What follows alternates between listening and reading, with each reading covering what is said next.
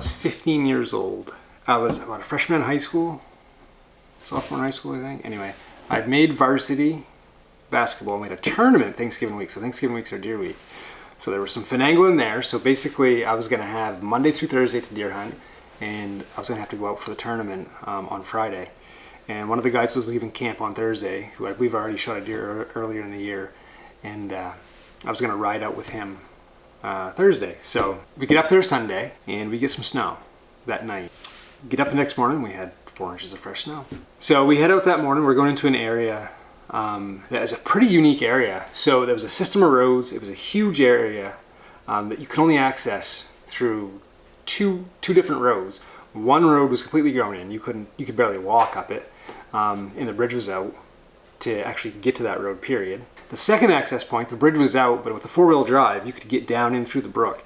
And it was rough going, but that was the only other way into this area, and you had basically this entire area, this road system to yourself. It was really hard to get into. So we get to that stream, and we jumped in the bed of a pickup of one of our buddies and started driving in, and it's too far to walk in. You'd spend basically all day walking to get into where you wanted to hunt. So it wasn't like you could just hike in deer hunt and hike out. You'd be all day just getting in there and then have to turn around and walk back out. So we hop in the back of their truck, cross this stream. So we get all the way into where we want to hunt and really didn't see any fresh sign whatsoever. And we're coming down this one road, and there's a set of deer tracks crossing the road. They're all blown in, snowed in, not very big. You can't tell if it's a buck or a doe. And so Dad and I jumped out, and Dad was like, "Yeah, we'll take this one." And as a lot of people know, following a deer oftentimes will lead you to more deer. So I can remember following Dad and just getting in the woods thinking, what the heck are we following this for? We don't even know if it's a buck, you know, like, and that was probably the first point that I learned that deer will lead you to more deer. And we come to his bed, running tracks coming from us. We jumped it up, and it basically did some typical deer tricks. Kind of did a loop around, came right back around our tracks. We walked in, brought us through a bunch of crap, and then off it went. So we followed that and went across to another road that we'd driven in that morning, I believe. And crossed that road, and we went probably, I think it was like a couple hours or so, and we come to a spot, so we come to more deer, and there was a beautiful buck track crossing the one we were on, and I remember Dad turning around and looking at me, and he's like, this is a bigger buck, super fresh, and he doesn't know we're behind him. We don't even know if the one we're on is buck, so he's like, what do you want to do? I'm like, let's take that one. We bailed on the one we were on, and we get on that larger buck. We didn't go 5 or 10 minutes.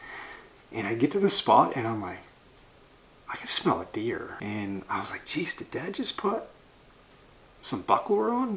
And no longer did I think that. He turns around, looks at me, and he's like, can you smell that? He's like, I can smell a deer.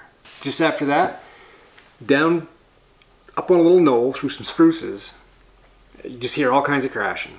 And then pretty soon I just see the back of a deer coming down, antlers, and I just remember very vividly the snow all over his back.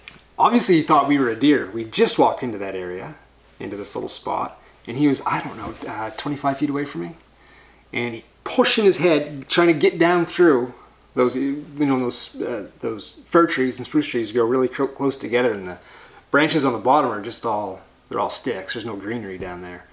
And so you can see through it, but it's tight. He was just pushing right through that. When he came out the other side, I let him have it. He was quartering towards me, and I let him have it right in the shoulder. And at the time, I was using a 30-30 lever action with iron sights. That's like the quintessential Maine gun right there. Interesting enough, my father shot his first deer with that gun. It was his uncle's, passed down to him, and then I was carrying it. So yeah, I shot the deer, and then he bolted off to the left. Walked over, no hair or blood. First thing Dad said, why didn't you let the lead fly? Why didn't you shoot some more? And, you know, being 15, pulled the hammer back, and then you're just not used to it. You know, everything, as you get more experience, everything becomes kind of natural. It's all muscle memory. You don't even have to think about anything. Still no blood or hair. So you see a couple spots where he tried to make it over some blowdowns, and he landed right in the middle of them. So he wasn't feeling too good. And he made a few bounds around the corner. You see his bounds were getting shorter and shorter, and he was falling into stuff that a healthy deer, you know, would easily scale. So we come out into this little opening, and I can remember we're on his track and looking straight ahead. My father's in front of me, and I jumped up. There was a stump that had been cut, and I jumped up on the stump to try to get a better perspective down in those all those short jack firs.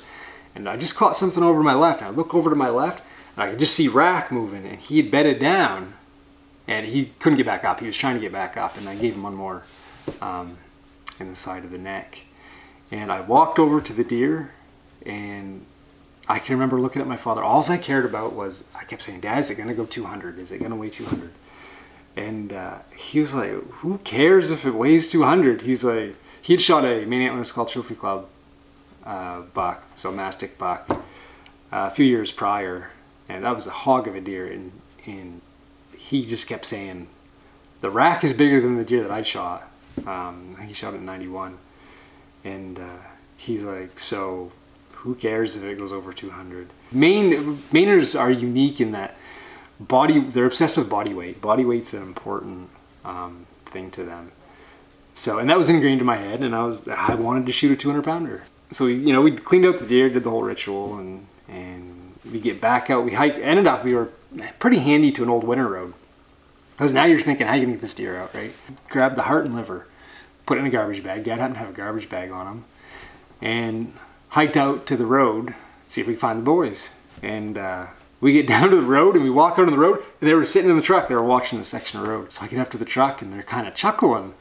And one of the guys had looked at the other guy and said, is it normal for Paul to be walking out of the woods with a garbage bag over his shoulder? So they something was suspect. So they came up with us and helped us drag it out. Luckily, it was all downhill. So we get back to camp that night. We got back before it got dark out. Hung it up, and it was pretty exciting. I remember Dad saying, this one will be hard to top. You may never shoot a bigger rack deer. I shot heavier deer. The deer ended up weighing, it was 210 pounds.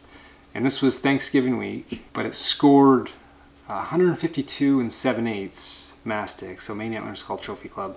And for anyone who doesn't know what mastic is, it's basically Maine's version of Boone and Crockett.